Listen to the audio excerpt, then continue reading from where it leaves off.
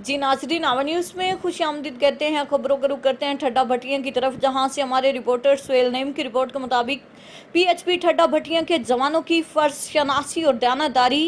SSP patrolling police Gujranwala region Shujaat Ali Rana के अहकामात की रोशनी में हाफिज मोहम्मद अशरफ, सब इंस्पेक्टर मां मोहम्मद सकलैन, एएसआई मां जवान मामूल के गश्त पर थे कि सुबह 6 बजे एक शापर रोड पर पड़ा हुआ मिला, जिसे चेक करने पर रकम से भरा हुआ पाया गया, जो कि गिनने पर 2,70,000 रुपए बनी। जबकि शापर में से जावेद नामी शख्स का शनाख्ती कार्ड और काफ़ी विजिटिंग कार्ड भी मिले। शनाख्ती कार्ड के हामिल शख्स को गांव कच्चा घरना से तलाश किया गया, जो कि ना मिला। गांव से मालूम हुआ कि मज़कूरा ने जफर मोड़ के करीब दूध वाली डेयरी बना रखी है, जिस पर पेट्रोलिंग शिफ्ट फौरी तौर पर डेयरी फार्म पर पहुंचे, जहां जावेद खान इंतहाई परेशानी के आलम में पाया गया, जिस पर इंचार्ज पोस्ट ने उसे गुमशुदा रकम के मिलने की इतला दी तो वो बहुत खुश हुआ।